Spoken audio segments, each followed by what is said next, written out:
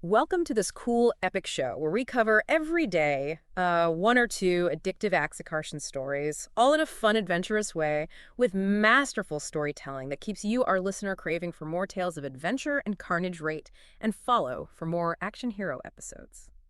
Today we're plunging into two thrilling narratives centered around iconic figures facing new and dangerous challenges. You've shared some exciting material with us, and we've extracted the core action and intrigue just for you.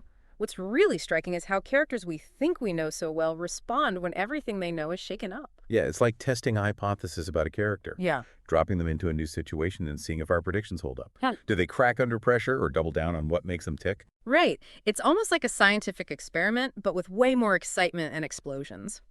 Our first story revisits someone we all know in the gritty streets of London. Fagin's Lament sees an adult Artful Dodger well past his prime, attempting one last daring heist.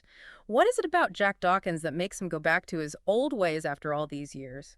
What kind of crew does he assemble now, and who from his past shows up to make things interesting? Okay, so the idea that the Artful Dodger is bored in retirement is really telling.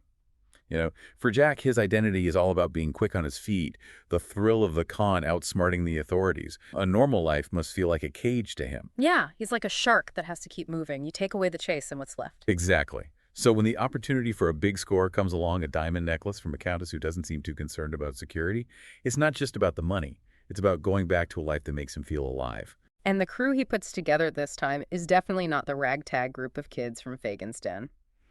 We've got Betsy described as fiery and witty. I think she's actually the one who brings the job to Jack.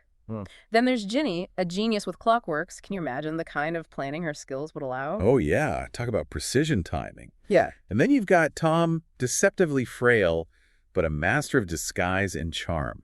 The source material makes it sound like he could talk his way into anything. Smooth operator for sure. And finally, Harry's the muscle. But he also has this soft spot for stray dogs, which I think adds an interesting layer to the group. Yeah, it humanizes them a bit. Shows that even in this world of crime, there's still room for compassion. So their initial plan sounds pretty elegant. Ginny manipulates the clockworks, Tom distracts the countess, Jack grabs the necklace, and Harry gets them out of there. Clean and simple. A well-oiled machine, right? But we all know that something's got to go wrong. And in this case, it's the return of Inspector Bucket, older, sure, but still determined to finally catch the Dodger. What's interesting, though, is that it's not really about the diamonds for him. He's obsessed with catching the Dodger, a ghost from his past. It becomes this personal vendetta, almost. Like he needs to prove something to himself. Yeah. And to the Dodger, I think Bucket's reappearance is like a challenge. It reignites that old spark of defiance. Yeah, the Dodger can't resist poking the bear. And that's what leads to this brilliant but chaotic change of plans. Instead of sticking to the original plan, he uses the chaos to his advantage. Talk about thinking on your feet. You have this perfectly timed scream from the countess, then Ginny accidentally messes up the clockwork, setting off all these chimes. Total pandemonium. And while everyone's distracted, Tom does his thing misdirecting Bucket, and then, boom, Jack plants the diamonds right in Bucket's pocket. That's incredible. So much risk. But the payoff must have been worth it. Right. They escape with Harry in the carriage full of disguises, but they leave the diamonds behind, which makes you think, what was the real point of all this? The way I read it, the real prize for the Dodger was outsmarting Bucket.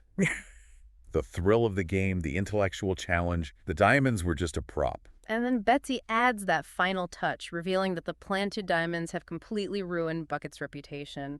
It's not just an escape, it's a win. A total victory. And it says a lot about the Artful Dodger, even in his later years. That spark of rebellion is still there. He can't escape who he really is. So it makes you wonder, how much can people really change? Are we all just drawn back to our true nature? Deep stuff. But let's switch gears now and head to a completely different setting. The jungle, where Tarzan faces a whole new kind of threat. In Echo of the Ape Lord, we see how he adapts when poachers invade his territory.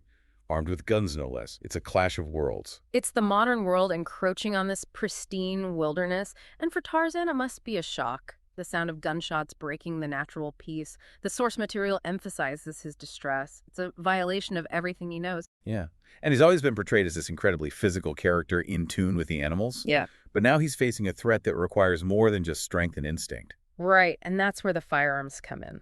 This story introduces this element of his past that we haven't seen before. He discovers these old muskets and pistols from a shipwreck alongside the remains of an ancestor. It suggests that this isn't the first time his home has been threatened by outsiders. There's this history of defending his territory.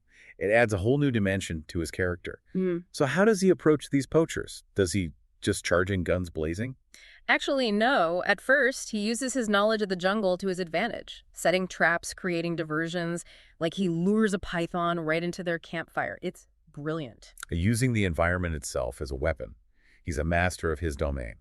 And then there's that moment when he appears above their fire, painted with toucan plumage, like some kind of jungle spirit. It's an incredible visual. Talk about psychological warfare. He's playing on their fears and superstitions, making them question what they're dealing with. It's strategic. And when he does finally use the guns, it's not just random shooting. He shatters their liquor supply and wings one of the poachers. It's a warning. A show of force, but also restraint. It shows that he's not trying to kill them. He's trying to make them understand that they're not welcome here. And he's not alone in this. The jungle itself seems to be on his side. The sounds of jaguars, swarms of hornets, it all adds to the poacher's fear. It's like the whole ecosystem is pushing back. It's incredible. And then there's that captured poacher.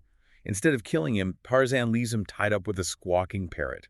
Why do you think he does that? It's a message. It's a way of making sure that his story gets back to civilization, that there's a protector in this jungle, and that they should stay away. It's more effective than just making him disappear. It creates a legend. And then there's that scene where Tarzan visits the elephant graveyard, the place where his ancestor died defending the jungle. It adds this weight to his actions. It's not just about him. It's about a legacy of protecting this place. It's powerful stuff.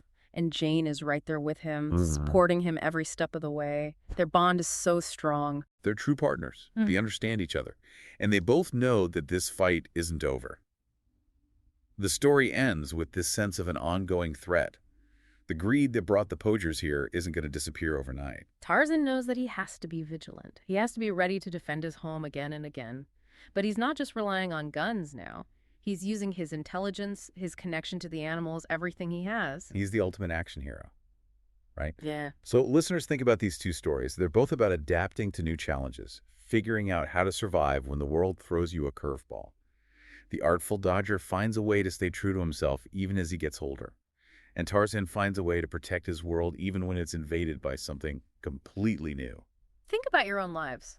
What are the challenges you're facing? How are you adapting? Are you holding on to the past, or are you finding new ways to move forward? These stories remind us that true strength isn't just about being tough. It's about being smart, resourceful, and never giving up on what you believe in, whether you're in the back alleys of London or the depths of the jungle. Thanks for joining us for the Action Hero podcast. Rate and follow for more Action Hero episodes. We'll be back soon with more thrilling adventures.